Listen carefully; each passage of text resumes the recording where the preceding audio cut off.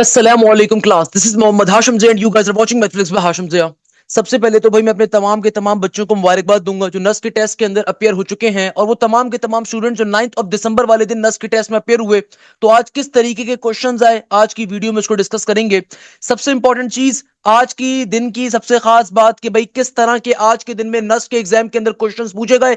आज उन तमाम के तमाम क्वेश्चंस को ना सिर्फ सॉल्व करेंगे बल्कि देखेंगे किस तरीके से पेपर 10 दिसंबर को, 11 को, 12 को आ सकता है। वैसे मुझे लिटरली बड़ी खुशी होती है जब मेरे बच्चे पेपर देकर आते हैं और बताते हैं कि सर काफी सारे बच्चे आपके बारे में तस्करा कर रहे थे, और पूरे पूरे 10-10 लोगों का ग्रुप कह रहा था कि हम सर हाशिम की एकेडमी से पढ़ते हैं, या सर हाशिम हमारे मेंटोर हैं, या सर हाशिम के यूट्यूब से हम तालीम हासिल करते हैं। तो टू बी वेरी ऑनेस्ट बड़ी खुशी होती है कि अल्लाह ने मुझे ये तौफीक दी, या ऊपर वाले ने मुझे ये करामत दी कि मैं आप लोगों के काम आ सकूं, या ऊपर वाले ने मुझे ये हैसियत दे सका कि मैं आप लोगों के फायदे के लिए कोई काम कर रहा हूं, और अल्हम्दुलिल्लाह उसका एक नतीजा भी आता है। तो भाई ऐसे कभी भी अगर लोग मिला करें तो मुझे जरूर बताया करें, मुझे बड़ी खुशी होती है। To be very honest, at the end of the day I always believe that मैं जो कुछ कर रहा हूं इस कौम के जरूर मुस्तकबिल के अंदर कहीं ना कहीं अपना किरदार अदा कर रहा हूं। सो भाई आज के दिन में नस के किस तरह के क्वेश्चंस आए उन सबको डिस्कस करेंगे।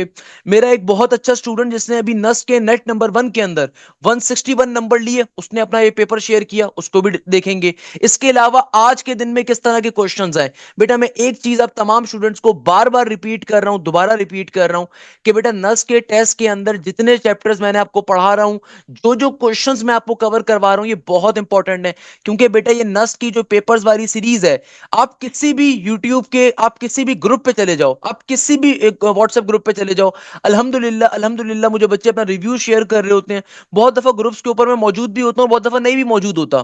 तो वही काफी सारे बच्चे आके बताते हैं कि भाई सर हाशिम ने जो नेट के पेपर्स की सीरीज निकाली हुई है, सर हाशिम ने जो क्वेश्चंस करवाए हुए हैं वो क्वेश्चंस बहुत ज्यादा रिपीट हो रहे हैं। देखो मैं एक बात बहुत ओपनली एक्सेप्ट कर सकता हूं, और मैं एक बात आप तमाम लोगों को बताना चाहूंगा कि यार हर बच्चे का नस्ट का पेपर दूसरे बच्चे से मुख्तलिफ होता है। क्योंकि नस्ट का नेट 1 और नेट नंबर 3 होता है कंप्यूटराइज। आपको ये बात समझनी पड़ेगी कि टेस्ट कैसा है, कंप्यूटराइज्ड है। तो भाई कंप्यूटराइज टेस्ट का मतलब ये होता है कि आप जब सॉफ्टवेयर में, कंप्यूटर में जाके बैठोगे तो वो सॉफ्टवेयर अपनी मर्जी के क्वेश्चंस आपको फेंक के देगा, अपनी मर्जी के क्वेश्चंस वो आपको डिस्प्ले करेगा। तो भाई काफी सारे क्वेश्चंस जो नस के सॉफ्टवेयर के अंदर मौजूद है मैं ऑलरेडी आप लोगों को सॉल्व करवा चुका हूं। तो अगर आप देखोगे मैंने अक्टूबर से जो मेहनत करना स्टार्ट करी थी, top 10 MCQs, top 10 MCQs, top 10 MCQs, उसके बाद नस के नेट नंबर 1 के सारे एमसीक्यूज हर दिन के साथ मैं आपको सॉल्व करवा रहा हूं। इसके अलावा लास्ट ईयर्स के अंदर और उससे पहले सालों के अंदर जितने नस के पेपर्स हुए मैंने आपको सारे सॉल्व किए। तो अल्हम्दुलिल्लाह मुझे उसका फायदा दिख रहा है कि बहुत सारे बच्चे आके अपना वो जब एक्सपीरियंस शेयर करते हैं तो वो बताते हैं कि भाई हम इसलिए कॉन्फिडेंट हैं क्योंकि सर हमारे पेपर में वही क्वेश्चन है जो आपने हमें करवाए हुए थे। तो ये चीज बड़ी खुशी की बात होती है और मुझे बड़ा फख्र होता है।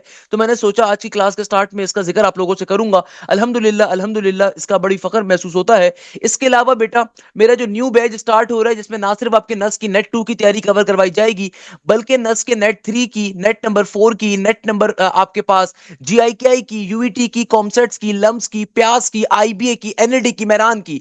भाई पूरे साल की फीस है, ये सेशन पूरे साल का होता है। मैं अपने अक्सर बच्चों के बाद बताता हूं, वो बच्चे कहते हैं कि सर ये सेशन की ड्यूरेशन क्या है। भाई इस सेशन की ड्यूरेशन होती है पूरे साल की।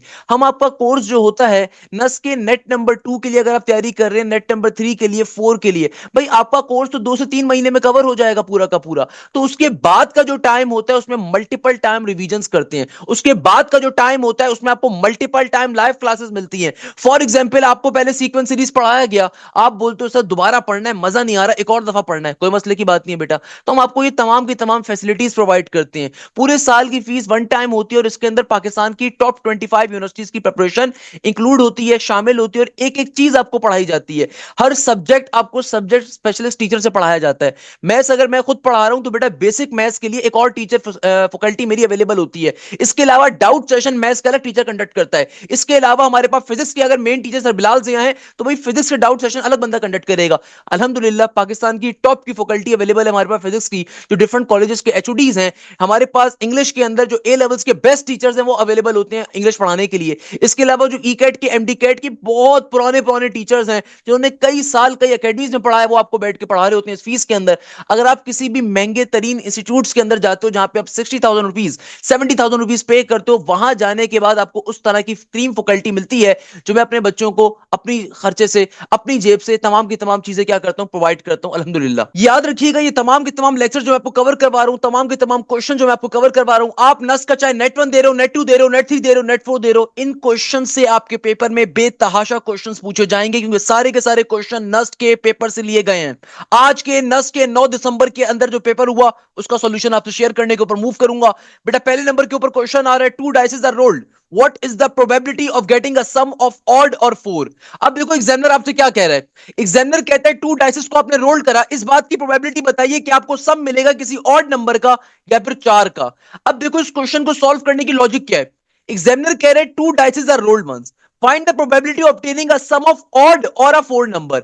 अब देखो यहां पे आपको दो कंडीशंस गिवन है ना, एक ऑड आने की कंडीशन है और एक चार आने की कंडीशन है, और बीच में आ रहा है लफ्ज और का मतलब क्या होता है, एडिशन लॉ ऑफ प्रोबेबिलिटी, यानी कि सबसे पहले ऑड नंबर के आने का आप कंडीशन निकालो, फिर चार आने की कंडीशन निकालो। अब देखो इस बेटे इस क्वेश्चन को सॉल्व कैसे करेंगे, लॉजिक क्या बनती है, अरे भाई लॉजिक बहुत सिंपल सी है, टू डाइसेस की बात कर रहा है, टू डाइसेस के अंदर टोटल नंबर ऑफ इवेंट्स क्या होते हैं, ये होता है हमारे पास सिंपल डाइसेस के केस के अंदर इवेंट्स निकालने का फॉर्मूला होता है 6 की पावर n के बराबर।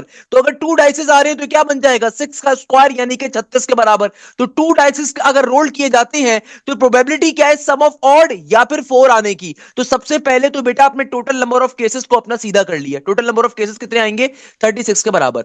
अब आप देखो टू डाइसेस के इवेंट्स क्या होते हैं, ये बात आपको अजबर तौर पे याद होनी चाहिए। मैं आपके सामने डायग्राम ड्रॉ कर देता हूं टू डाइसेस के नंबर ऑफ इवेंट्स की, भाई ये डायग्राम आप पेपर में जल्दी से रफ शीट के ऊपर बना सकते हो, आपको रफ शीट प्रोवाइड की जाएगी। तो अब देखो अगर मैं ऑड का केस देखूं कि ऑड आने की प्रोबेबिलिटी क्या होगी, तो बेटा ऑड आने की प्रोबेबिलिटी क्या होगी, यानी कि एग्जामिनर क्या कह रहे हैं, two dices are rolled once, what is the probability of getting a sum of odd और अ फोर नंबर, यानी कि सम ऑफ ऑड, यानी कि अगर मैं दो डाइसेस को फेंकता हूं तो बेटा दोनों डाइसेस के ऊपर ऐसा नंबर आए जिसका जब मैं सम करूं तो वो सम ऑड नंबर होना चाहिए। ये बात पल्ले पड़ती है कि नहीं पड़ती, तो बेटा देखो ऑड नंबर का सम आने की प्रोबेबिलिटी पहले निकालेंगे। तो भैया देखो ऑड नंबर का सम किसमें मिलेगा, वन और वन टू होता है, ऑड नंबर तो नहीं है, टू और वन थ्री होता है, ऑड नंबर है, थ्री और वन फोर होता है, फोर और वन फाइव है, एक ऑड नंबर है, सिक्स और वन सेवन एक ऑड नंबर है, टू और वन थ्री एक ऑड नंबर है, क्योंकि जब सम करोगे तो टू प्लस का वन क्या बनेगा, थ्री बनेगा, टू और थ्री एक ऑड नंबर मिलेगा, टू और फाइव एक आपको ऑड नंबर मिलेगा, छह प्लस का दो क्या बनेगा, आठ बनेगा, ऑड नंबर नहीं है।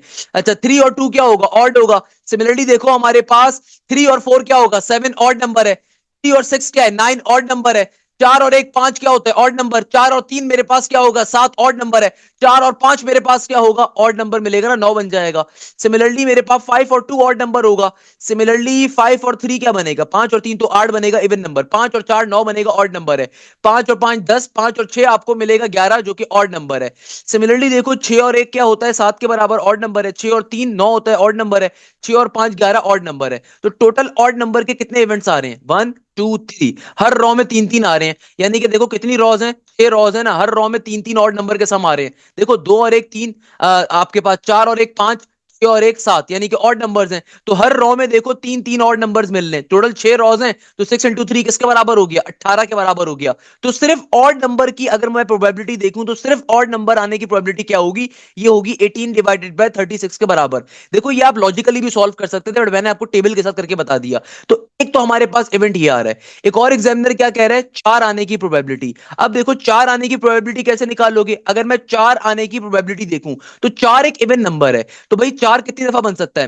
देखो तीन और एक चार होता है, दो और दो चार होता है, इसको मैं काम करता हूं अलग हाइलाइटर से शो कर देता हूं, तीन और एक चार होता है, दो और दो चार होता है, तीन और एक चार होता है, इसके अलावा आपको कभी भी सम नहीं मिल सकता चार का, इसके अलावा कभी भी सम नहीं मिलेगा चार का बेटा, क्लियर है। तो तीन और एक चार होता है, दो और एक दो चार होता है, तीन और एक चार होता है। आप खुद से सोचो हमारे पास कहीं पे भी क्या येलो और ग्रीन मार्कर आपस के अंदर मिक्स होने, यानी कि कोई ऐसा इवेंट तो नहीं है ना जो दोनों में कॉमन आ रहा है, नहीं, तो यानी कि चार आने की प्रोबेबिलिटी क्या है, अगर मैं सिर्फ चार आने की प्रोबेबिलिटी देखूं तो चार आने की प्रोबेबिलिटी क्या है, तीन केसेस हैं, चार आने की प्रोबेबिलिटी क्या है, तीन केसेस है ना बेटा, 3,1 2,2 1,3, यानी कि सिर्फ ये तीन केसेस हैं कि आपको सम ऑफ फोर मिल रहा होगा।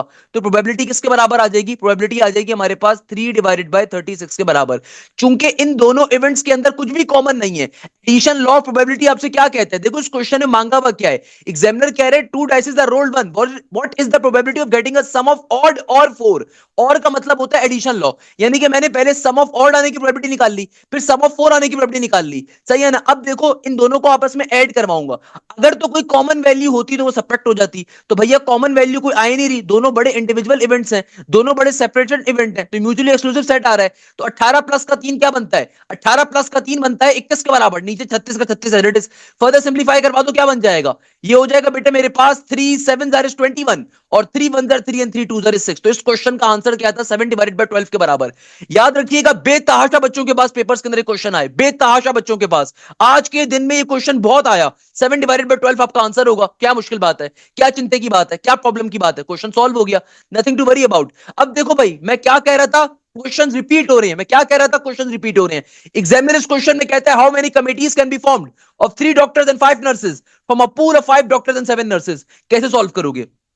देखो बेटे, आपको 3 डॉक्टर्स को और 5 नर्सेस को सिलेक्ट करना है, कहां से, एक पूल गिवन है 5 डॉक्टर्स का 7 नर्सेस का, तो बेटा 5 डॉक्टर्स में से कितने डॉक्टर सेलेक्ट करने हैं, 3 करने हैं, तो 5 कॉम्बिनेशन 3 मल्टीप्लाई का साइन। आपको 5 नर्सेस को सिलेक्ट करना है, कितनी टोटल नर्सेस हैं, 7 नर्सेस हैं, मैंने कल या परसों की क्लास में क्वेश्चन करवाया था, 7 कॉम्बिनेशन 3 हो 7 कॉम्बिनेशन 5 हो जाएगा ना, 5 नर्सेस को सिलेक्ट करना है और 3 डॉक्टर्स को, तो बेटा देखो 3 डॉक्टर्स हमने सेलेक्ट करने हैं कितने में से, 5 में से, और 5 नर्सेस को सिलेक्ट करना है 7 नर्सेस में से, 7 कॉम्बिनेशन 5 हो जाएगा। इसको सिंप्लीफाई फर्दर चाहते हो, मैं करवा के दिखा देता हूं।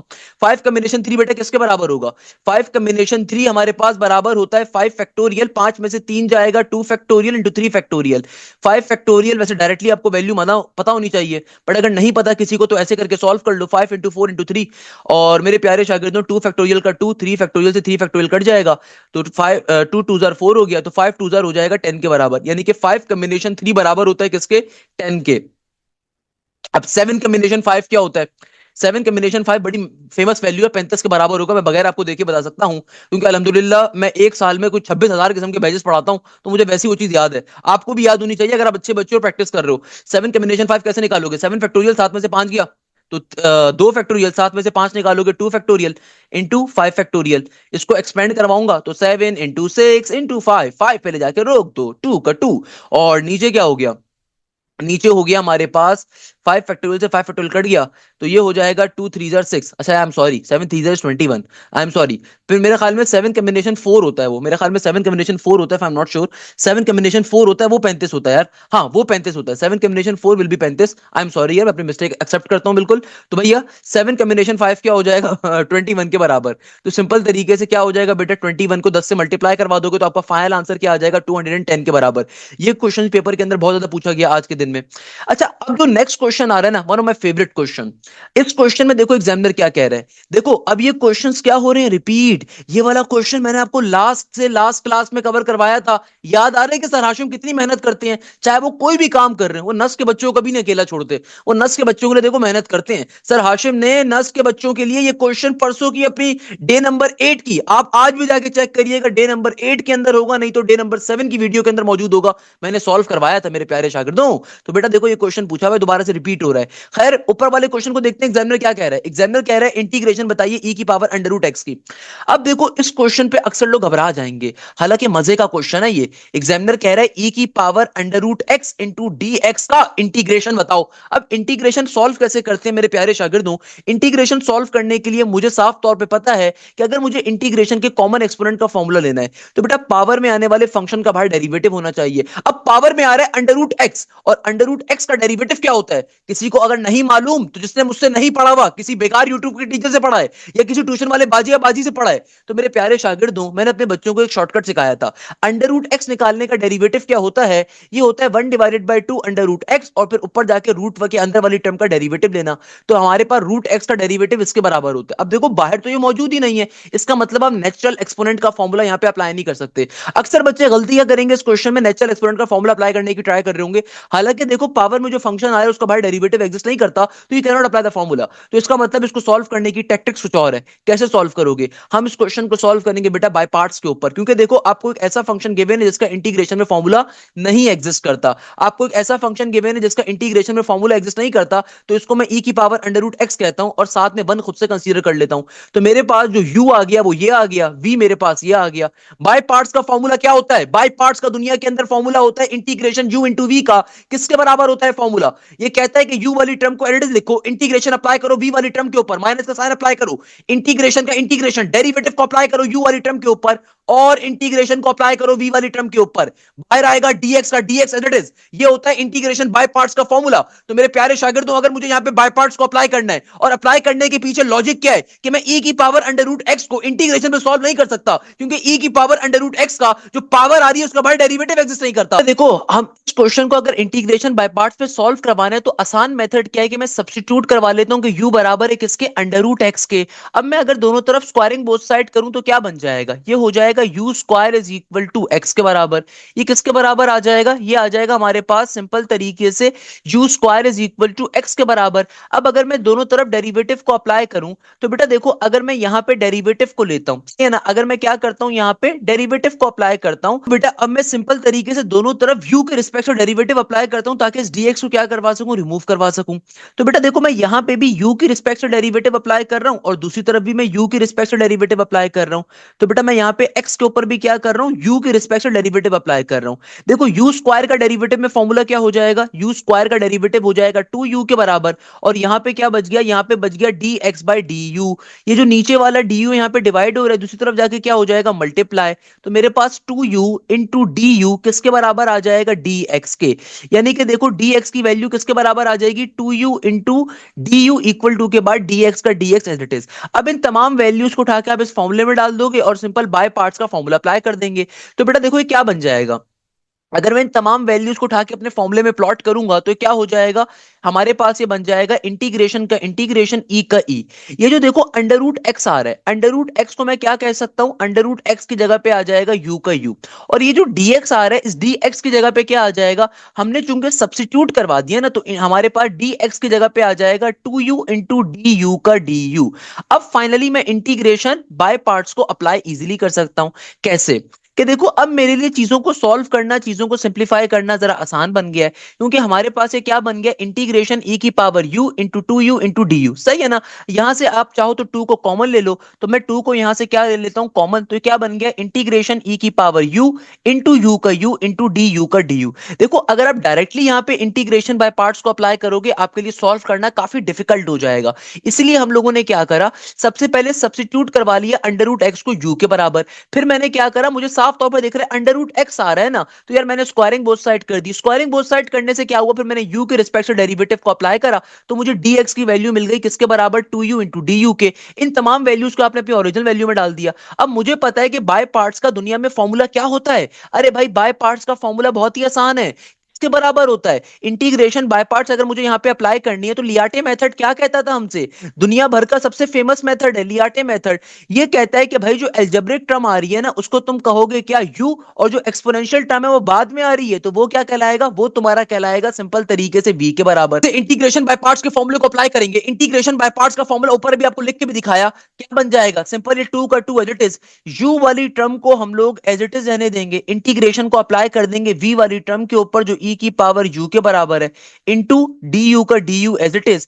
फिर आगे आता है माइनस का साइन, इंटीग्रेशन का इंटीग्रेशन, ब्रैकेट के अंदर लगाया जाता है डेरिवेटिव। डेरिवेटिव किस पे अप्लाई होगा बेटा, डेरिवेटिव अप्लाई होगा u वाली टर्म के ऊपर, इंटीग्रेशन अप्लाई होगी हमारे पास v वाली टर्म के ऊपर, और बाहर हमारे पास फिर सिंपल तरीके से du का du एज इट इज आ जाएगा। इसको अब आप बैठ के सिंप्लीफाई करवा लो, आंसर आ जाएगा। बेटा देखो, 2 का 2 एज इट इज, u का u, इंटीग्रेशन e की पावर u की क्या होगी, देखो यहां पे अब कॉमन एक्सपोनेंट की या नेचुरल एक्सपोनेंट की इंटीग्रेशन कैसे लोगे बेटा, अब देखो सिंपल तरीके से e की पावर u का इंटीग्रेशन लेंगे। e की पावर u का इंटीग्रेशन कैसे लिया जाएगा, गौर से बात को समझिएगा। e की पावर u का अगर मुझे इंटीग्रेशन लेना है तो बेटा देखो, हम लोग चूंकि u की रिस्पेक्ट से इंटीग्रेशन अप्लाई कर रहे हैं, तो भाई पावर में आने वाले फंक्शन का डेरिवेटिव मौजूद है, तो सिंपल तरीके से इंटीग्रेशन के अंदर नेचुरल एक्सपोनेंट फॉर्मूला क्या कहता है कि अगर पावर में आने वाली फंक्शन का डेरिवेटिव मौजूद हो तो as it is natural exponent को एक बार लिख दो। भाई क्या मुश्किल बात है, e की पावर x अगर आप कभी इंटीग्रेशन लेते हो तो e की पावर x का इंटीग्रेशन क्या होगा, अरे बेटा सिंपल तरीके से e की पावर x के बराबर होगा ना। तो बेटा देखो गौर से, e की पावर u की इंटीग्रेशन क्या होगी, ये आ जाएगी सिंपल तरीके से हमारे पास e की पावर u के बराबर। सही है ना, क्योंकि देखो यहाँ पे e की पावर u की जब मैं इंटीग्रेशन ले रहा हूं तो पावर में जो फंक्शन आ रहा है उसका बाय डेरिवेटिव मौजूद है, u का डेरिवेटिव u की रिस्पेक्ट से 1 होगा।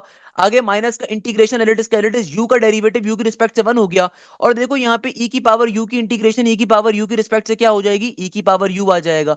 और फिर एक दफा मुझे इंटीग्रेशन और अप्लाई करनी है, तो देखो बाय पार्ट्स अप्लाई करने से और सब्स्टिट्यूट करवाने से क्वेश्चन बहुत सिंपल हो गया और तरीके से सॉल्व भी हो गया। तो क्या बन गया, u का u, e की पावर में u L it is minus का साइन। अब देखो इंटीग्रेशन जब e की पावर u पे अप्लाई होगी तो e की पावर u की इंटीग्रेशन क्या होगी, सिंपल e की पावर u के बराबर, और फाइनली प्लस के c के साथ मेरा आंसर आ गया। मगर जाहिर सी बात है क्वेश्चन में u थोड़ी गिवन था, ये तो हमने वो सब्स्टिट्यूट करवाया। तो बेटा u किसके बराबर था, हमने देखो u किसके बराबर रखा था, u रखा था अंडर रूट एक्स के बराबर। तो जहां जहां u आ रहा है वहां पे अंडर रूट एक्स को डाल दो, आपका फाइनल आंसर आ जाएगा क्वेश्चन का। तो 2 का 2 एज इट इज u की जगह पे क्या आ जाएगा, under root x into e की पावर के अंदर under root x into minus का माइनस, फिर देखो यहां पे भी e की पावर में u आ रहा है ना, तो u की जगह पे क्या आ जाएगा, अंडर रूट एक्स और प्लस के c के साथ, ये आपके क्वेश्चन का फाइनल आंसर है। अगर आप चाहो तो यहां से e की पावर अंडर रूट एक्स को कॉमन ले लो, तो ये बन जाएगा 2 का 2 e की पावर में अंडर रूट एक्स और ब्रैकेट के अंदर क्या आ जाएगा, अंडर रूट एक्स माइनस का 1 प्लस का c।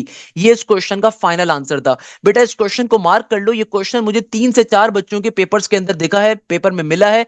नस का नेट नंबर 1 2025 का इसके अंदर ये क्वेश्चन पूछा जा रहा है। तो बेटा ये मोस्ट इंपॉर्टेंट क्वेश्चन है, इनको मार्क कर लीजिएगा, ये नस के नेट नंबर 1 2025 के अंदर पूछा गया है, तो one of the most important question है। देखो मैं पूरे क्वेश्चन को दोबारा रिपीट कर रहा हूं, क्या लॉजिक है। एग्जामिनर आपसे कह रहा है e की पावर अंडर रूट एक्स का आपको इंटीग्रेशन बतानी है। e की पावर अंडर रूट एक्स की इंटीग्रेशन भाई हम डायरेक्टली नहीं निकाल सकते, क्योंकि पावर में जो फंक्शन आ रहा है उसका भाई डेरिवेटिव ही नहीं मौजूद।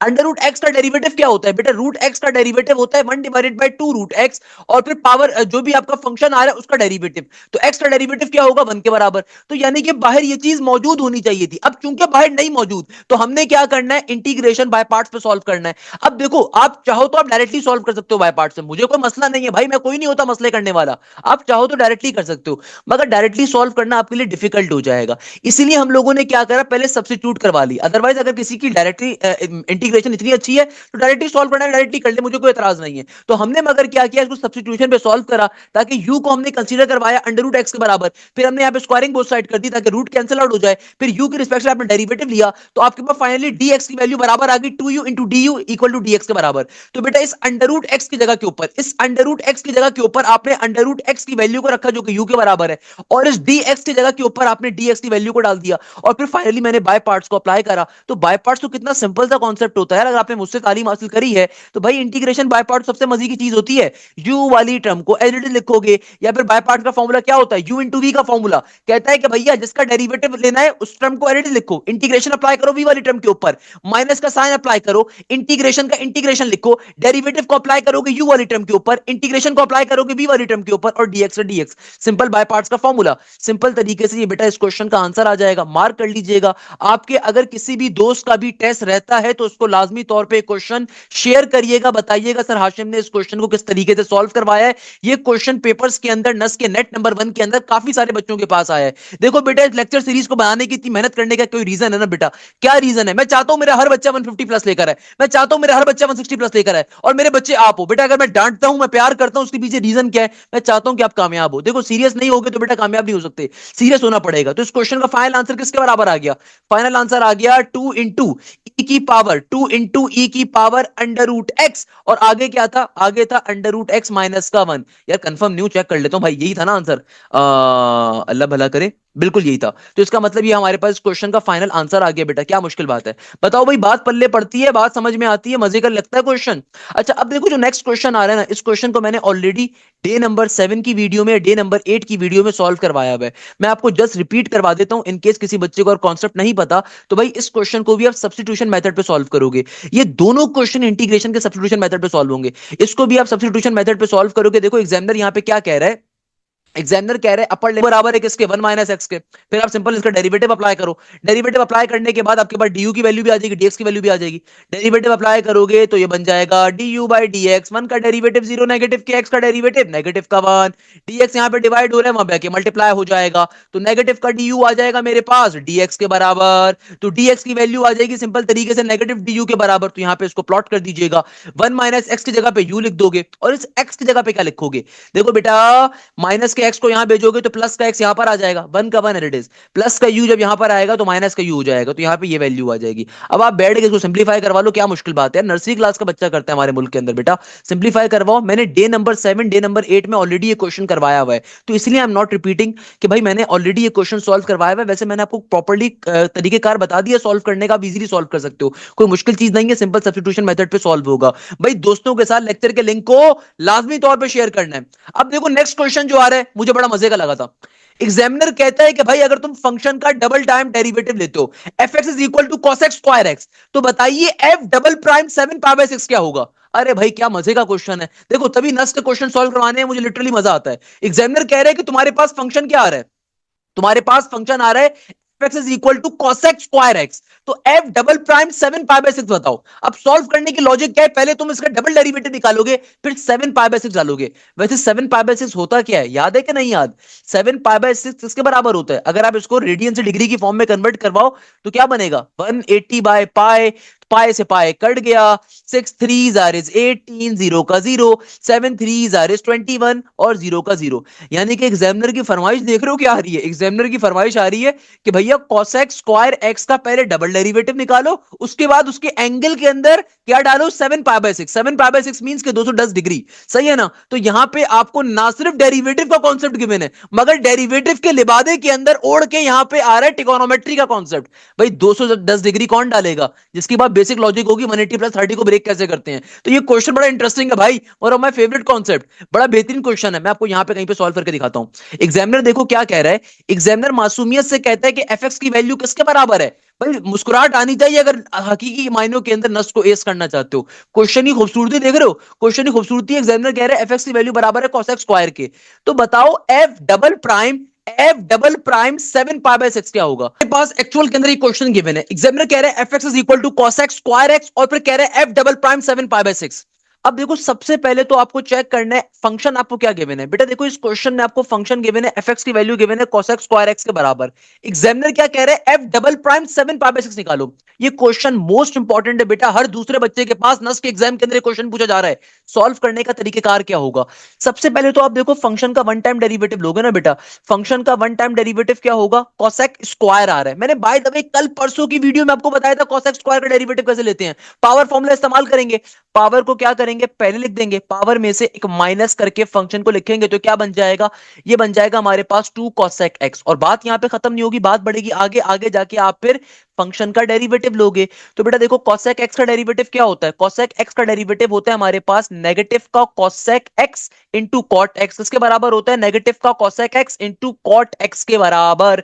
अब देखो प्यारे शागिर्दों, यहाँ पे वन टाइम डेरिवेटिव लिया है, ये आपने भी क्या करा है, वन टाइम डेरिवेटिव लिया है, यानी कि हमारे पास एफ प्राइम एक्स की वैल्यू किसके बराबर आ जाएगी, नेगेटिव का 2। अगर मैं इसको तरीके से एक दफा लिखूं तो क्या बन गया, ये बन गया cosec x का cosec x, और फिर ये cosec जब cosec से मल्टीप्लाई होगा, देखो नेगेटिव के साइन को पहले भेज दू तो नेगेटिव का 2 पहले आ गया, ये cosec जाके इस टर्म से जब मल्टीप्लाई होगा तो क्या बन जाएगा, cosec square x into cot x का कॉट एक्स। यानी कि वन टाइम डेरिवेटिव के बाद ये वैल्यू आ रही है, वन टाइम डेरिवेटिव के बाद हमारे पास ये वैल्यू आ जाएगी। जब आपने वन टाइम डेरिवेटिव लोगे ना तो ये वैल्यू हमारे पास आ गई।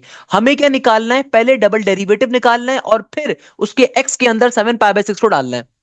अब देखो एक और दफा डेरिवेटिव लेने के ऊपर जाऊंगा, अब डबल डेरिवेटिव कैसे लोगे, एफ डबल प्राइम एक्स बन जाएगा, नेगेटिव का 2 क्या है, कांस्टेंट है। यहां पे देखो अब की बारी में दो फंक्शंस इन्वॉल्व हो रहे हैं। अब जब आप डेरिवेटिव लेने के ऊपर जाओगे तो यहां पे आप क्या अप्लाई करोगे, डेरिवेटिव का मल्टीप्लीकेशन फॉर्मूला या कोशेंट फॉर्मूला। डेरिवेटिव का बेटा मल्टीप्लीकेशन फॉर्मूला क्या कहता है, ये कहता है पहली वाली टर्म का डेरिवेटिव लो, दूसरी वाली टर्म को एडिड रहने दो, प्लस का साइन लगाओ, जिस टर्म का डेरिवेटिव ले चुके हो उसको एडिड रहने दो और दूसरी टर्म का डेरिवेटिव ले लो। cosec स्क्वायर एक्स का डेरिवेटिव क्या हो जाएगा, पावर पहले आएगी बेटा, पावर में से एक माइनस करके फंक्शन को लिखोगे। बात यहां पे खत्म नहीं होगी, बात बढ़ेगी आगे, आगे जाके फिर आप क्या करोगे, cosec का डेरिवेटिव लोगे तो cosec का डेरिवेटिव क्या हो जाएगा, ये हो जाएगा नेगेटिव का cosec x into cot x. तो अभी हम लोगों ने cosec स्क्वायर एक्स का डेरिवेटिव लिया है, अब क्या करेंगे, दूसरे वाले फंक्शन को एज इट इज का एज इट इज रहने देंगे, बीच में साइन लगाएंगे प्लस का, जिस टर्म का डेरिवेटिव ले चुके हो बेटा उसको एज इट इज रहने दोगे, और जिस टर्म का डेरिवेटिव नहीं लिया था उसको डेरिवेटिव लोगे। कॉट एक्स का डेरिवेटिव क्या होता है, कॉट एक्स का डेरिवेटिव में फॉर्मूला होता है नेगेटिव का cosec स्क्वायर एक्स, क्या होता है, नेगेटिव का cosec स्क्वायर एक्स। ये फाइनली मेरे पास सेकंड डेरिवेटिव आ गया। मैं इसको तरीके से एक दफा लिख देता हूं, देखो कैसे लिया दोबारा समझो।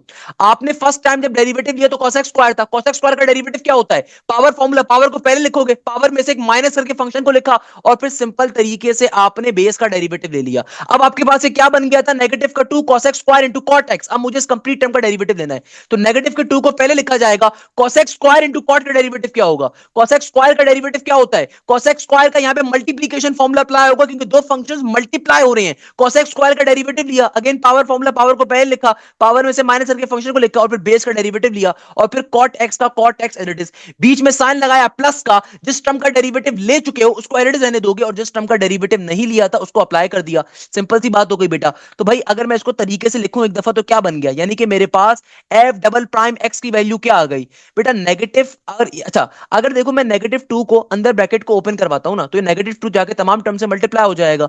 तो -2 और ये वाला नेगेटिव साइन यहां पे भी आ रहा है, तो नेगेटिव नेगेटिव क्या हो गया? प्लस का 4 हो जाएगा। सही है ना? और यहां पे देखो cosec x जब cosec x से मल्टीप्लाई होगा तो ये बन जाएगा मेरे पास cosec स्क्वायर x के बराबर। सिमिलरली cot x जब cot x से मल्टीप्लाई होगा तो ये बन जाएगा cot स्क्वायर x के बराबर। और यहां पे देखो cosec स्क्वायर, अब देखो ये नेगेटिव का 2 ऐसी बात है ना, पूरे ब्रैकेट से मल्टीप्लाई हो रहा था, तो इस प्लस के साइन से मल्टीप्लाई होगा तो प्लस माइनस का -2 बनेगा। मगर चूंकि जब ब्रैकेट ओपन होगा तो आगे नेगेटिव साइन है, तो ये नेगेटिव नेगेटिव क्या बन जाएगा? प्लस का 2। और cosec स्क्वायर क्या हो जाएगा? ये हो जाएगा cosec की पावर के अंदर 4x। तो बेटा नस के अंदर अगर पेपर दे रहे हो तो क्या समझ रहे हो कि नर्सरी क्लास के क्वेश्चन आएंगे? नहीं, one of my favourite concept, बेतहाशा मजे का कॉन्सेप्ट। तो इस तरीके से आपने cosec स्क्वायर का डबल डेरिवेटिव निकाल लिया। आपको लग रहा होगा सर आंसर आ गया। अरे भाई अभी कहां से, अभी तो हमारे पास इश्क के इम्तिहान बहुत सारे हैं। हमसे एग्जामिनर ने डबल डेरिवेटिव नहीं मांगा हुआ। एग्जामिनर कह रहे हैं डबल डेरिवेटिव निकालने के बाद इनपुट में 7π/6 लिखो। एग्जामिनर क्या कह रहे हैं? डबल डेरिवेटिव निकालने के बाद इनपुट के अंदर 7π/6 लिखो। अब देखो 7π/6 क्या होता है, मैंने अभी आपको बताया भी था बेटा। 7π/6 को अगर मैं डिग्री की फॉर्म में कन्वर्ट करवाऊंगा तो रेडियन से डिग्री में जाने के लिए 180/π से मल्टीप्लाई करोगे, पाई से पाई कट गया, 6 3 इज 18, 0 का 0 और 7 इंटू 30 किसके बराबर आ जाएगा? 210 डिग्री के। यानी कि आपको cosec 210 निकालना है। अब बच्चा बोलेगा सर ये तो बहुत मुश्किल होगा, आप सॉल्व नहीं कर पाएंगे। अरे भाई मेरे प्यारे शागिर्दों, मैंने आपसे, अगर आपने मुझसे तालीम हासिल करी है तो मैंने आपको cosec 210, cosec 310 हर चीज निकालना सिखाई है। कैसे सॉल्व करोगे इसको? सॉल्व करना बहुत ही आसान है बेटा। 210 को ब्रेक कर दो ना, ट्रिगोनोमेट्री का कॉन्सेप्ट अप्लाई हो रहा है। यानी कि इस क्वेश्चन में ना सिर्फ डेरिवेटिव का कॉन्सेप्ट अप्लाई हो रहा है बल्कि ट्रिगोनोमेट्री का भी हो रहा है कि अगर मुझे cosec 210 या cot 210 निकालना है तो कैसे निकाला जाएगा? भाई 210 को ब्रेक करवाओगे। जरा गौर से बात समझिएगा। अगर मुझे cosec, सिंपल cosec 210 की वैल्यू निकालनी है तो कैसे निकालूंगा? भाई मैं अपने एंगल्स को ब्रेक करवा दूंगा ना, तो मैं एंगल्स को जब ब्रेक करवाऊंगा तो 210 की जगह पे मैं क्या लिख सकता हूं? 210 बराबर होता है किसके? 180 प्लस के 30 के। और हमें ये सर हाशिम ने ये बात पढ़ाई थी बड़ी मेहनत से, ट्रिगोनोमेट्री के लेक्चर नंबर 1 के अंदर क्या पढ़ाया था कि बेटा देखो कभी भी अगर रेफरेंस एंगल हॉरिजॉन्टल लाइन का हो तो क्वेश्चन में जो ट्रिगोनोमेट्रिक फंक्शन आ रहा है आंसर के अंदर भी वही ट्रिगोनोमेट्रिक फंक्शन लिया जाता है। जो भी सेकंड एंगल आ रहा है उसको एलरेडी लिख दोगे। अब जो क्वेश्चन का साइन है उसको देखो कि 180 प्लस 30 कहां पे लाई करेगा? 180 प्लस 30 लाई करता है थर्ड क्वाड्रेंट के अंदर, और थर्ड क्वाड्रेंट के अंदर cosec क्या होता है? माइनस का होता है। तो यानी कि cosec, यानी कि बेटा देखो cosec 210 किसके बराबर आ गया? ये आ गया नेगेटिव के cosec 30 के। और cosec 30 क्या होता है? cosec होता है साइन का रेसिप्रोकल, तो ये बन जाएगा 1 डिवाइडेड बाय sin 30 के बराबर। और sin 30 होता है 1/2 के बराबर। तो बेटा नेगेटिव का नेगेटिव sin 30 की जगह पे लिखोगे 1/2 को, according to mathematics basic concept नीचे वाली टर्म नीचे से ऊपर जाके रेसिप्रोकेशन की फॉर्म में लिखी जाएगी। तो ये क्या आ जाएगा? नेगेटिव का 2 आ जाएगा। तो यानी कि cosec 210 किसके बराबर होता है? -2 के। वो तमाम बच्चे जिन्होंने कभी ना कभी मुझसे मैथ्स पढ़ी है, अगर नहीं पढ़ी बेटा आपने, आप पहली दफा अपने किसी दोस्त के रिकमेंड करने के ऊपर बात को समझ रहे हो, तो बेटा देखो एक चीज बताऊंगा कि भाई इस क्वेश्चन की लॉजिक क्या है। इस क्वेश्चन में डेरिवेटिव और ट्रिगोनोमेट्री मिला के पूछे में है। तो बेटा cosec 210 कैसे निकालोगे? 180 प्लस 30 में ब्रेक करा, पहला एंगल जो रेफरेंस एंगल है तो सिंपल तरीके से दूसरे एंगल के साथ आपने cosec को लिख दिया। cosec क्या होता है? हमेशा नेगेटिव होता है और cosec का मतलब है 1/sin 30। इस तरीके से हमारे पास सिंपल cosec 210 की वैल्यू आ गई। सेम काम अब हम लोगों ने क्या करना है cot के लिए, तो अब हम लोग क्या करेंगे बेटा? cot 210 को कैलकुलेट करेंगे। cot 210 कैसे निकाला जाएगा? सेम काम किया जाएगा। cot का cot एज इट इज 210 को आप ब्रेक करवा दीजिए। किसके अंदर ब्रेक होगा?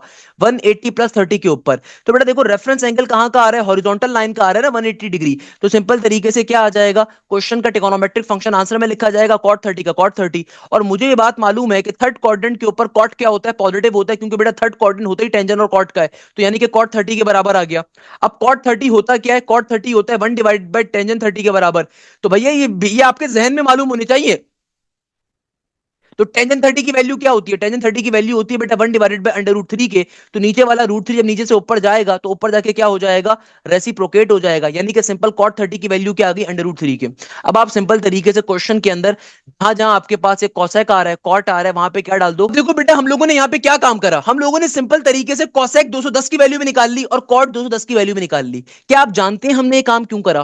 कि एनी वन ऑफ यू, क्या क्यों काम किया बेटा आप लोगों ने? क्योंकि एग्जामिनर ने आपसे कहा था कि ना सिर्फ आपको डबल डेरिवेटिव निकालना है, बल्कि एग्जामिनर कह रहे हैं f double prime 7 pi by 6 निकालो। यानी कि जब तुम डबल डेरिवेटिव निकाल लो तो जहां जहां एक्स आ रहा है वहां पे 7 पाई बाय 6 को लिखो, और 7 पाई बाय 6 का मतलब क्या है? 210 डिग्री। तो इसलिए हम लोगों ने पहले ही कोसेक 210 की और कॉट 210 की वैल्यू निकाल ली, ताकि बेटा हमारे लिए सॉल्व करना आसान हो जाए। तो बेटा देखो सिंपल तरीके से क्या बन गया, यानी कि बेटा हमें निकालना क्या है? हमें निकालना है F double prime 7 pi by 6 को। तो अब देखो जहां जहां मेरे पास एक्स आ रहे हैं ना, वहां पे 7 पाई बाय 6 को डालूंगा तो क्या बन गया? ये बन गया मेरे पास 4 का 4। कॉसेक का मतलब क्या होता है? C S C. एक्स की जगह पे क्या आ जाएगा?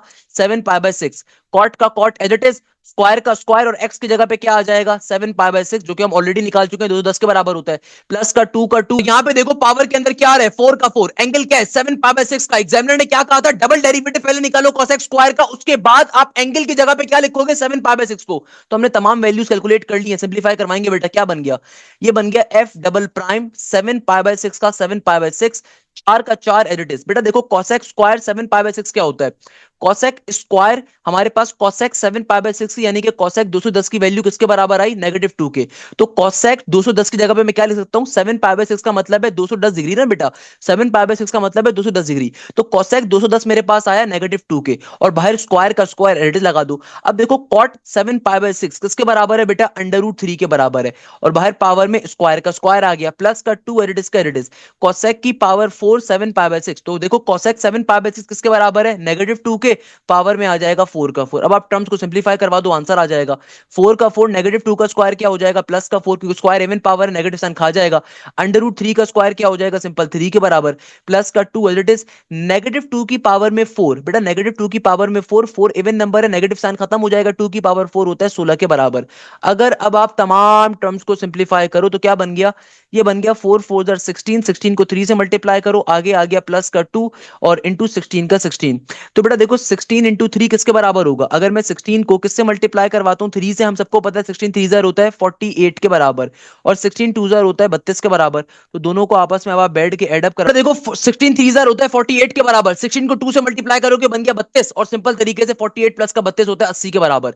तो बेटा ये इस क्वेश्चन की लॉजिक थी। देखो मैंने एक एक चीज आपको एक एक स्टेप अपने हाथ से करके बताया बेटा। करवाने को तो मैं इसको 3 लाइनों में भी सॉल्व करवा सकता हूं, कि मुझे इतनी सारी फनकारी करने की जरूरत नहीं है, आपको ढड़ने की जरूरत नहीं है। सर नस्ट में इतना बड़ा क्वेश्चन कैसे आ गया?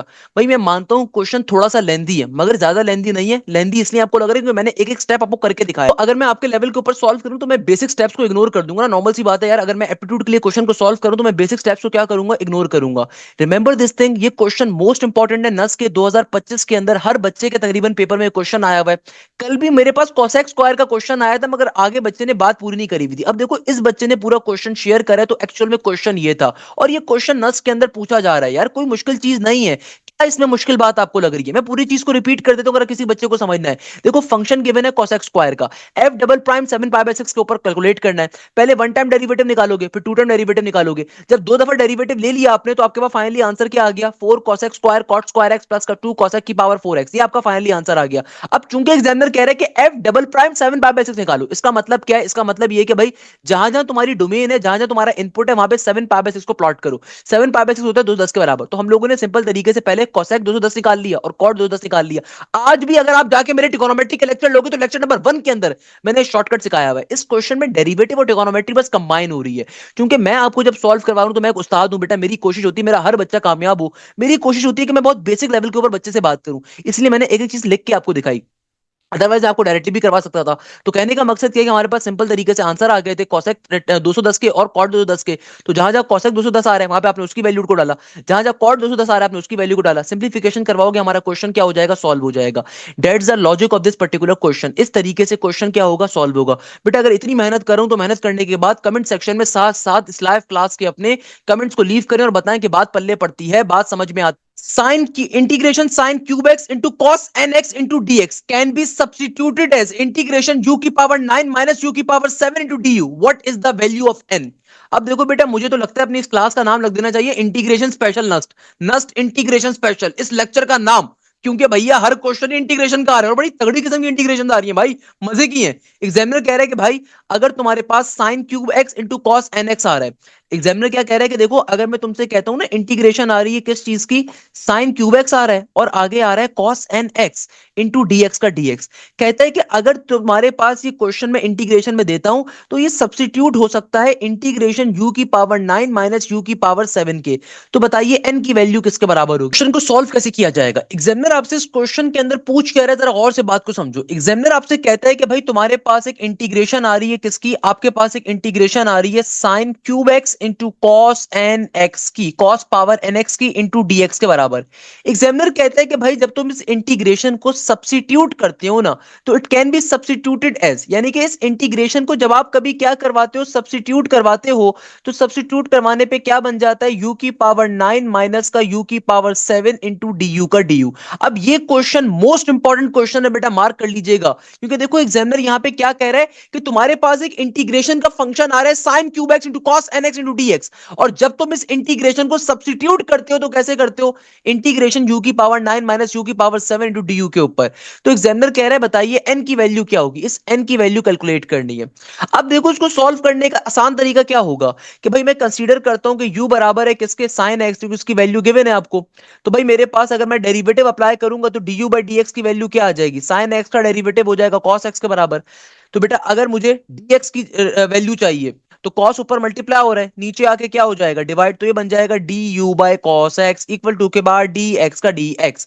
तो मैं क्या कह सकता हूं कि भैया सिंपल तरीके से वैल्यू मेरी क्या फॉर्म हो गई, इंटीग्रेशन का इंटीग्रेशन, साइन क्यूब एक्स की जगह पे क्या आ जाएगा, देखो साइन एक्स को हमने u के बराबर सपोज करवाया है, तो साइन एक्स की जगह पे आ जाएगा u क्यूब का cube as it is, cos nx। अब देखो हमारे पास यहाँ पे cos की पावर में nx का nx एज इट इज, और dx को हमने किसके बराबर निकाला है, dx की वैल्यू आपने निकाली है du बाय cos x के। नीचे वाला cos जब नीचे से ऊपर जाएगा तो अभी इसकी पावर क्या है, 1 के बराबर, ऊपर जाके पावर माइनस में हो जाएगी, तो जाहिर सी बात है बेसिस सेम है तो पावर ऐड हो जाएगी।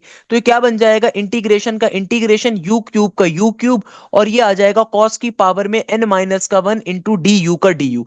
यहां तक की बात क्लियर होती है भाई, यहां तक की बात बड़ी सिंपल सी है कि भाई हमने क्या करा, हमने u को सब्स्टिट्यूट करवा दिया, साइन एक्स को सब्स्टिट्यूट करवा दिया u के ऊपर, फिर आपने डेरिवेटिव अप्लाई करा, डेरिवेटिव अप्लाई करने के बाद आपके पास dx की वैल्यू आ गई, तमाम वैल्यूज को उठा के अपने फंक्शन में डाल दिया। तो भाई यही बात मैंने यहाँ पे शो भी करी हुई है, ये तमाम की तमाम चीजें मैंने यहाँ पे सिंपल वे में शो करी हुई है, सही है ना, यहां तक की देखो बात हो गई। अब देखो हमें मालूम है कि दुनिया के अंदर cos स्क्वायर एक्स इसके बराबर होता है, ये बराबर होता है 1 माइनस के साइन स्क्वायर एक्स के बराबर।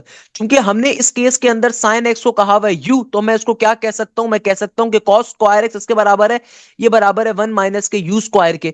मगर हमें क्या गिवन है, cos की पावर n माइनस का 1, तो चूंकि हमें cos की पावर n माइनस 1 के लिए सॉल्विंग करनी है, तो भैया मैं क्या करूंगा, अगर मैं जो cos की पावर n माइनस 1 को यहां पे मैं रखता हूं तो इक्वल टू के बाद क्या आएगा, इक्वल टू के बाद मेरे पास आएगा 1 माइनस का u स्क्वायर, और पावर के अंदर देखो जो पावर आपकी यहां पे थी सेम पावर यहां पर आएगी, मगर मल्टी डिवीजन में क्या आएगा 2, क्योंकि स्क्वायर के लिए कर रहे हैं ना। देखो cos स्क्वायर किसके बराबर होता है, 1 माइनस के साइन स्क्वायर के। तो अगर मैं cos की पावर n माइनस 1 को इस पाइथागोरस थ्योरम पे रखना चाहूं तो कैसे रखूंगा, कि भैया देखो हमें ये बात मालूम है कि अगर मुझे cos की पावर n माइनस 1 के लिए काम करना है तो बेटा किस तरीके से करूंगा, कि देखो 1 माइनस का u स्क्वायर यानी कि 1 माइनस का साइन स्क्वायर एरिडिस, और जो पावर यहां पर आ रही है एरिडिस लिखोगे, और चूंकि अंडर रूट जब रिमूव होता है तो 1/2 का 1/2 एरिडिस का एरिडिस। अब जब मैं यहां पे वैल्यूज को प्लॉट अप करवाऊंगा तो मेरे पास क्या आ जाएगा, सिंपल तरीके से अपनी वैल्यूज को निकाल सकता हूं, किस तरीके से, बस फाइनली n की वैल्यू आ जाएगी। कैसे सॉल्व करोगे फर्दर, अगेन इसको थोड़ा सा और मैं एक्सप्लेन कर देता हूं कि देखो बेटा हमारे पास cos स्क्वायर एक्स चूंकि बराबर होगा किसके, 1 माइनस के u स्क्वायर के, क्योंकि हम लोगों ने क्या कहा था, u को कहा हुआ है sin x के बराबर, तो यानी कि cos की पावर nx इसके बराबर होगा 1 माइनस का u square into n divided by 2 के, इट्स अ नॉर्मल थिंग।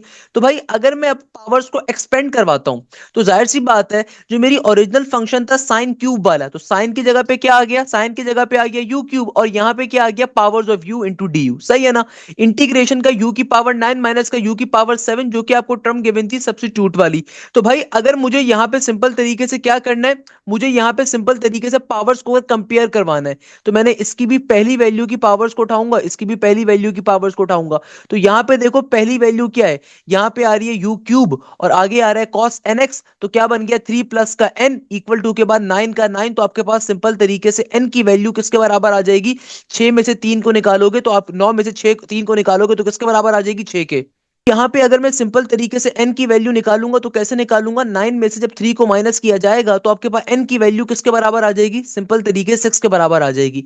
ये उस क्वेश्चन की सिंपल सी चीज थी जो कि एग्जामिनर आपसे कह रहा था कि भाई अगर sine cube x into cos n x आपके पास लिखा हुआ है, तो बताइए इसको सब्स्टिट्यूट अगर करवाना है इंटीग्रेशन यू की पावर 9 माइनस यू की पावर 7 के ऊपर, तो n की वैल्यू क्या होनी चाहिए, तो n की वैल्यू किसके बराबर होनी चाहिए बेटा, 6 के बराबर होनी चाहिए, तभी वो इस फॉर्म में सब्स्टिट्यूट हो रहा होगा। भाई मैंने यहाँ पे आपको सॉल्यूशन लिख के भी समझाया है और साथ में मैंने आपको डायग्राम पे भी समझाया है। दोनों चीजों को एक दफा गो थ्रू करें, आपको पूरी चीज समझ में आएगी। बेसिक डेरिवेशन है भाई, कोई मुश्किल चीज नहीं है, बेसिक बातें हैं। अगर आप इसको एक दफा गो थ्रू करोगे ये आपको सारी की सारी चीज इजीली क्लियर हो जाएगी। बेसिक वे में मैंने तमाम बातों को यहाँ पे क्लियर करा हुआ है। तो हमारे पास क्वेश्चन आ रहा है, इसमें एग्जामिनर कहता है vertices of A B C were given and we have to find the area of the shaded region. यानी कि एग्जामिनर कह रहा है कि भाई ये जो आपके पास शेडेड रीजन आ रहा है ना, इसका हमें क्या निकालना था, एरिया कैलकुलेट करने को एग्जामिनर कह रहा था। अब देखो इसका एरिया कैसे निकालेंगे। भाई बहुत नॉर्मल सी बात है, आपको वर्टेक्स ए अगर गिवन है बेटा, वर्टेक्स बी भी अगर आपको गिवन है और वर्टेक्स सी भी आपको गिवन है, आपको एक ट्राइंगल के अगर तीनों वर्टिसेस दिए हुए हैं, तो एग्जामिनर कह रहा है ये जो बीच का एरिया है इसकी वैल्यू बताओ, ये जो छोटा ट्राइंगल फॉर्म हो रहा है। तो भाई ये आपके पास जो ई आ रहा है, ये जो आपके पास डी आ रहा है और ये जो आपके पास एफ आ रहा है, बेसिकली क्या है, ये इस ट्राइंगल के मिड पॉइंट्स आ रहे हैं। तो पहले आप एफ मिड पॉइंट की वैल्यू निकाल लो, डी मिड पॉइंट निकाल लो, ई मिड पॉइंट निकाल लो। ये तो बहुत ही आसान कॉन्सेप्ट है भाई। आपको अगर एक ट्राइंगल के तीनों मिड पॉइंट्स गिवन है, आप पहले मिड पॉइंट्स कैलकुलेट करोगे, मिड पॉइंट्स को जब निकाल लोगे तो आपके पास छोटे वाले ट्राइंगल के तमाम वर्टिसेस आ जाएंगे। तो फिर सिंपल तरीके से एरिया ऑफ द ट्राइंगल का फॉर्मूला इस्तेमाल कर सकते हो, किसके बराबर होता है, हाफ का half, as it is x1 y1 1 x2 y2 1 x3 y3 1। Determinant ले लोगे इनका, सिंपल तरीके से छोटे वाले ट्राइंगल का एरिया आ जाएगा।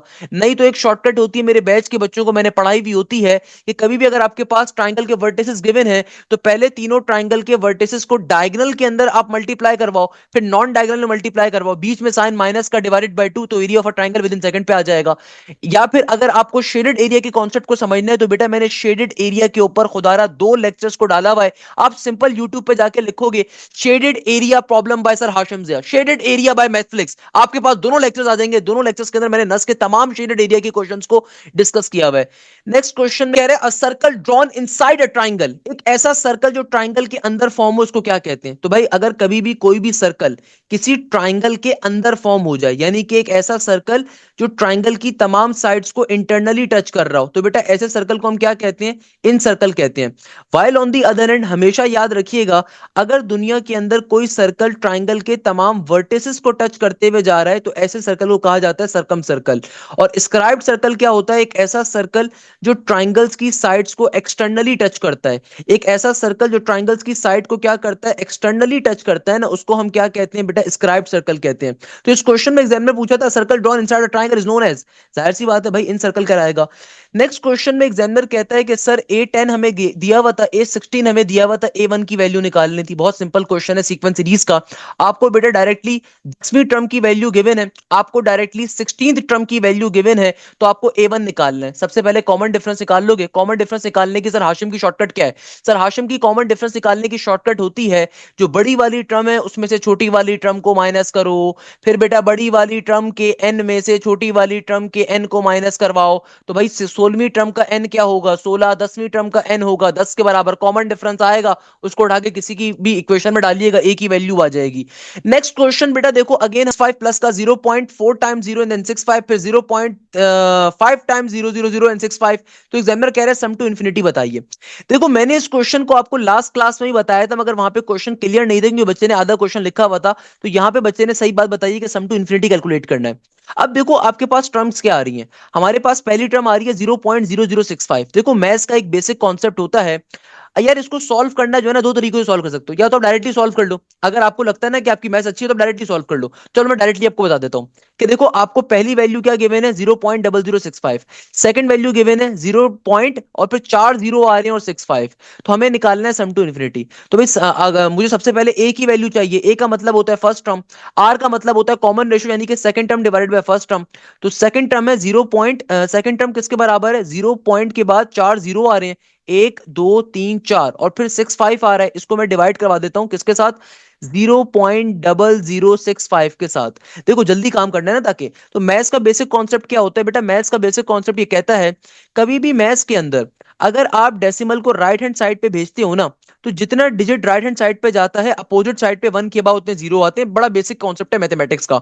तो भाई अगर देखो मैं डेसिमल को ऊपर कितने डिजिट आगे भेजता हूं, 1 2 3 4 5 6, तो अगर मैं 6 डिजिट आगे भेजूंगा तो क्या बन जाएगा, ये मेरे पास अपोजिट साइड पे क्या आ जाएगा, अपोजिट साइड पे मेरे पास आ जाएगा वन के बाद कितने जीरो आएंगे, 6 जीरो आएंगे, यानी कि 10 की पावर आ जाएगा 6 के बराबर। सही है ना। यानी कि मैंने अगर देखो गौर से बात समझिएगा, मैथ्स का बेसिक कॉन्सेप्ट क्या होता है, कभी भी डेसिमल को अगर राइट हैंड साइड पे शिफ्ट करते हो तो जितने डिजिट आगे आप डेसिमल को भेजते हो तो उतने आपके पास रेस टू दी पावर के ऊपर क्या आती है, वैल्यू आती है, यानी कि वन के बाद उतने जीरो आते हैं। तो अगर मैं 6 डिजिट आगे भेज लूं तो 10 की पावर 6 हो जाएगा। सिमिलरली यहाँ पे देखो अगर सेम काम मैं यहाँ पे करता हूँ 65 का 65, डेसिमल को अगर मैं 4 डिजिट आगे भेजूंगा तो अपोजिट साइड पे क्या हो जाएगा, 10 की पावर 4 हो जाएगा। 65 से 65 कट गया, पावर 4 डिवाइडेड बाय पावर 6 क्या हो जाएगा, जाहिर सी बात है डिवीजन में क्या बचेगा, अभी भी पावर 2 बच रही होगी, यानी कि मेरे पास 1/100 के बराबर आ जाएगा कॉमन रेशियो। देखो लॉजिकल मैथ से कोई मुश्किल चीज नहीं है यार, क्या मुश्किल बात है। अगर आप इसको एक और तरीके से देखना चाहते हो एक और तरीके से देख लो, ये 65 into raise to the power negative का 6 बन गया, नीचे क्या बन गया 65 into raise to the power negative का 4। तो भाई जाहिर सी बात है इससे 65 कट गया, नेगेटिव 6 से नेगेटिव 4 को जब कैंसिल आउट करवाओगे तो क्या बनेगा, नेगेटिव का 2 बचेगा, ऊपर से नीचे भेजोगे तो क्या बन जाएगा 1/100, यानी कि कॉमन रेशियो किसके बराबर है 1/100 के। अब देखो अगर मुझे सॉल्व करना है तो हमें पता है कि सम टू इन्फिनिटी का फॉर्मूला क्या होता है, a डिवाइडेड बाय 1 माइनस का r। ए किसके बराबर है, ए बराबर है 0.0065 के, और वन का one as it is, r किसके बराबर आया था, आर आया था 1/100 के। अब देखो इसको सिंप्लीफाई कैसे करवाएंगे, दो तरीकों से पहले करवाना है। सबसे पहला काम तो ये करना है कि डेसिमल को आप आगे भेजो। डेसिमल को अगर मैं 65 के बाद भेजूंगा तो क्या बन जाएगा, हमारे पास कितने डिजिट आगे जा रहा है डेसिमल, 4 डिजिट, तो रेज टू दी पावर क्या बन गया, ये बन गया -4, क्योंकि डेसिमल जब कभी आगे जाता है ना तो अपोजिट साइड पे वन के बाद उतने जीरो आते हैं, या फिर आप 10 की पावर में क्या लिख दोगे, -4 एक्सपोनेंट। और यहाँ पे देखो 1 माइनस का 1 डिवाइडेड बाय 100 किसके बराबर होगा, 100 माइनस का 1 ये आ जाएगा 99 डिवाइडेड बाय 100 के बराबर, क्योंकि बेटा 100 में से जब एक को माइनस करोगे तो 99 बचेगा, डिवाइडेड बाय 100 का 100। अब देखो भाई नीचे वाली टर्म नीचे से ऊपर जाकर रेसिप्रोकेट फॉर्म में लिखी जाएगी, तो ये बन जाएगा 65 का 65 multiply by 10 raise to the power negative का 4, और ये ऊपर जाके क्या बन जाएगा 100 डिवाइडेड बाय 99। अब देखो पावर नेगेटिव की 10 की पावर क्या है, -4 इंटू 100, तो ये दो जीरोस क्या हो जाएंगे, पावर 4 पे कैंसिल आउट हो जाएंगे, तो ये बन जाएगा हमारे पास 65, और आगे क्या हो गया multiply by 10 raise to the power negative का 2, और नीचे 99 का 99 होगा। फर्दर सिंप्लीफाई करवाने के लिए अब देखो रेज टू दी पावर में क्या आ रहा है, नेगेटिव का 2, तो अगर मैं पावर की -2 को ऊपर से नीचे भेजूंगा, नीचे आके दो जीरो मल्टीप्लाई हो जाएंगे, तो ये क्या बन जाएगा, ये बन जाएगा 65 डिवाइडेड बाय 99, और दो जीरो नीचे आ गए। अब आप इसको अगर फर्दर सिंप्लीफाई करवाते हो तो 5 1 जार 5 5 3 जार 15, ये बन गया मेरे पास 5 1 जार 5 और एक कैरी, तो ये बन गया 5 3 जार 15, और चार कैरी गया तो 5 8 जार इज 40, और यहां पर आ गया जीरो का जीरो। तो 13 के टेबल में 1380 कहां पर आता है भाई, 13 के टेबल में 1380 क्या आ सकता है, 1380 13 के टेबल के ऊपर नहीं आ सकता। इसका मतलब क्या है कि यही मेरा आंसर होगा 13 डिवाइडेड बाय 1380। तो यानी कि अगर मैं इसको डेसिमल की फॉर्म में लिखना चाहूं तो क्या बन जाएगा, 13 ऊपर है और 1380 नीचे है, तो ये बन गया 0.10 आया, अभी भी उससे छोटा नंबर है, एक और जीरो लगाओगे तो 1300 आ गया, अभी भी उससे छोटा है तो एक और जीरो लगाओगे, तो अब फाइनली ये क्या बन गया 13,000। तो यानी कि देखो आपके आंसर्स के अंदर आप चेक करोगे किसके अंदर 0.00 के बाद की वैल्यू गिवन है वो आपका करेक्ट आंसर होगा। ये थोड़ा सा bit technical question, I can understand this thing, मगर क्वेश्चन सिंपल है भाई, क्वेश्चन डिफिकल्ट नहीं है। आप क्वेश्चन के अगर लॉजिक को देखते हो तो क्वेश्चन बहुत सिंपल है, मतलब ये नहीं है कि क्वेश्चन कोई डिफिकल्ट चीज आ रही है, कोई मुश्किल चीज आ रही है, नहीं, क्वेश्चन ऐसा नहीं है। इसलिए क्वेश्चन के अंदर लॉजिक आपको जो है ना जो गिवन है वो आपके पास सिंपल क्या आ रही है, सम टू इन्फिनिटी क्या आ रही है। Once you are solving the concept easily आप क्वेश्चन को सिंप्लीफाई कर सकते हो, सॉल्व कर सकते हो, इसमें कोई इतनी खास दो राय नहीं है। दो तरीके हैं यार सॉल्व करने के। एक तरीका तो ये कि जो मैंने मेथड बताया उस तरीके पे कर लो, नहीं तो फिर दूसरा तरीका क्या है सॉल्व करने का। दूसरा तरीका ये है कि भैया आप कहते हो कि हमारे पास जो कॉमन रेशियो की वैल्यू आई ना, कॉमन रेशियो किसके बराबर आया, 1/100 के। तो आप इसको बोल दो कि भाई 1/100 क्या हो गया, 1/100 हो गया तकरीबन 0.01 के बराबर। तो यानी कि मैं सम टू इन्फिनिटी का जब फॉर्मूला अप्लाई करूंगा तो ऊपर आ रहा है 0.0065 और नीचे 1 माइनस का 0.01 हो जाएगा। तो 1 माइनस का 0.01 विल बिकम तकरीबन 0.99 के बराबर। अब आप बैठ के इनको सिंप्लीफाई करवा लो तो भाई मुझे साफ तौर पे दिख रहा है कि मेरा आंसर जो आ रहा होगा वो छोटा आ रहा होगा और किसके बराबर आएगा। तो अगेन यहाँ पे ऑप्शंस बड़े मैटर करते हैं कि ऑप्शंस आपको क्या गिवन थे पेपर के अंदर। तो भाई 0.0065 को अगर मुझे सिंप्लीफाई करवाना है किस पे, 0.99 पे, तो भाई जाहिर सी बात है तो बड़ा नंबर आ रहा है। तो हमें क्या करना है, इसको सिंपली फर्दर सॉल्व करना है, फर्दर सिंप्लीफाई करवाओगे, फर्दर करवाओगे तो भाई आपको दो जीरो यहाँ पे लेने पड़ेंगे, यानी कि पॉइंट के बाद जब मैं दो जीरो लगाऊंगा तब ये दो जीरो कैंसिल आउट होंगे, तो 65 बनेगा। तो फिर आप इसको सिंप्लीफाई करवाने पे जा सकते हो, अदरवाइज तो बहुत मुश्किल हो जाएगा। तो कहने का मकसद क्या है कि देखो इस तरह के क्वेश्चन पेपर में डाले जाते हैं बच्चा ताकि कंफ्यूज हो जाए। सॉल्व करने का आसान तरीका यही है जो मैंने आपको बताया, इस तरीके से आप क्वेश्चन इजीली सॉल्व कर सकते हो, कोई मसले की बात नहीं, प्रॉपर्ली एक आंसर आएगा। मगर देखो यहाँ पे क्वेश्चन में डिफिकल्टी क्या है, क्वेश्चन में डिफिकल्टी ये कि यहाँ पे आ रहा है 0.0065, 0.4 दफा 065 फिर 0.6 दफा 065 और फिर सम टू इन्फिनिटी निकालना है। तो भाई आसान तरीका क्या है कि आपको बेसिक मैथ्स आती हो तो आपको मालूम है कि भाई 0.0065 का मतलब क्या है कि आप इसको कन्वर्ट करवाओगे, आगे भेजोगे तो रेस टू दी पावर पे क्या आ जाएगा, -4 है या -3, जो भी आप लिख रहे हो एंड सो ऑन। इस तरीके से आप क्वेश्चन को इजीली सिंप्लीफाई कर सकते हो, सॉल्व कर सकते हो, आसान है। नेक्स्ट क्वेश्चन जो हमारे पास आ रहा है इसमें एग्जामिनर कह रहा है how many degrees are exist in 1 radian. तो बेटा देखो ये क्वेश्चन मैंने पहले ही बताया था, एक डिग्री के अंदर कितने रेडियन होते हैं। एक ऐसे ऐसे उल्टा लिखा हुआ है वैसे माशाल्लाह, बेटा हमेशा याद रखिएगा एक रेडियन के अंदर, अबे डिग्री छोटा यूनिट है, रेडियन बड़ा है, भाई क्या कर रहा है, जिसका पेपर है ये। तो बेटा एक रेडियन के अंदर हमारे पास क्या होते हैं, हमेशा याद रखिएगा, एक रेडियन के अंदर हमारे पास बराबर होते हैं 57.29 डिग्रीज। एक रेडियन के अंदर कितने डिग्रीज होते हैं, 57.29 डिग्रीज। और एक डिग्री के अंदर कितने रेडियन होते हैं, एक डिग्री के अंदर रेडियन होते हैं 0.0175 के बराबर। तो भाई ये आज का जो पेपर था इसके मैंने अभी आपको काफी सारे क्वेश्चंस करवाए हैं। आई होप ये क्वेश्चंस आपको अच्छे लगे होंगे, मजे के लगे होंगे। इंशाल्लाह ताला बाकी के क्वेश्चंस को नेक्स्ट क्लास में करेंगे सॉल्व, कल की क्लास के अंदर, जिसके अंदर मैं आपको 10 तारीख का पेपर के साथ मर्ज करके फिर बाकी क्वेश्चन भी सॉल्व करवा रहा हूँ। तो भाई आज की क्लास के अंदर ये जो इंपॉर्टेंट मुश्किल तरीन क्वेश्चन है वो सारे मैंने आपको करवा दिए हैं। बाकी जो क्वेश्चन है वो काफी सारे रिपीट हो रहे हैं, तो इंशाल्लाह ताला उनको फिर मैं आपको कल की क्लास के अंदर एक्सप्लेन कर रहा हूँ और उन क्वेश्चंस को इंशाल्लाह ताला फिर हम लोग कल की क्लास के अंदर देखेंगे। तो यहीं पे इस क्लास को एंड करते हैं, इस उम्मीद के साथ कि आप जाएं जैसे खैरियत से होंगे, मुझे बहुत सारी दुआओं में याद रखिएगा। रिमेंबर दिस थिंग, बेटा मैं बड़ी मेहनत से तमाम के तमाम पेपर्स आपके लिए कंपाइल भी कर रहा हूं और एक एक पेपर आपको सॉल्व भी करवा रहा हूं ताकि आपको लॉजिक समझ में आए, ताकि आपको बात समझ में आए। मेरी तरफ से कोशिश ये है कि भाई जितने भी नस्ल के पेपर्स अवेलेबल हैं, जितने भी नस्ल के पेपर्स बच्चे पेपर जाके देते हैं, आके बताते हैं, तो वो सारे के सारे पेपर्स आप लोगों को लाजमी तौर पर सॉल्व करवाऊं, क्योंकि भाई ये बहुत इंपॉर्टेंट चीज है। आपके नस के अंदर सेम क्वेश्चंस आ रहे होंगे तो बेटा इन पेपर्स की, इन क्वेश्चंस की लाजमी प्रैक्टिस करो। कल अगर किसी का टेस्ट है तो मैं इसीलिए उसको अपलोड जल्दी करना चाह रहा था कि कल जिनका भी टेस्ट आ रहा है तो लाजमी तौर पे उन क्वेश्चंस को लाजमी तौर पे कवर कर लें, मुश्किल क्वेश्चंस थे तो मैंने इसीलिए इनको काफी टाइम लेके आपको एक्सप्लेन करा। मैंने अपनी तरफ से पूरे टाइम कंज्यूम करा था कि आपको बात समझ में आए, बात पल्ले पड़े। तो यहीं पे इस क्लास को एंड करेंगे। मोस्ट इंपॉर्टेंट चीज, हमारा न्यू बैच जो स्टार्ट हो रहा है नस का, मुशाह 13 दिसंबर से स्टार्ट हो रहा है, जिसमें पूरे साल की फीस आपकी 6,500 7,000 रुपए होती है, जिसमें मल्टीपल आपके लाइव क्लासेस होंगी, यानी कि एक दफा कोर्स कवर होने के बाद मल्टीपल टाइम कोर्स आपका कवर करवाया जा रहा होगा। और सबसे इंपॉर्टेंट चीज क्या है, हर सब्जेक्ट आपको लाइव पढ़ाया जाएगा, चाहे आप नस की, फास की, यूईटी की, कॉमसेट्स की, प्यास की, जीआईकेआई की, लम्स की तैयारी कर रहे हैं, तो हर चीज आपको यहाँ पे हम कवर करवाएंगे, बताएंगे, पढ़ाएंगे। मल्टीपल आपके टेस्ट होंगे, प्रॉपर्ली आपकी क्लासेस कंडक्ट होंगी इंशाल्लाह ताला अज़्ज़ व जल। यहीं पे इस क्लास को एंड करेंगे उस उम्मीद के साथ कि आप जाएं जैसे खैरियत से होंगे, मुझे बहुत सारी दुआओं में याद रखिएगा। Hashim Zia signing of.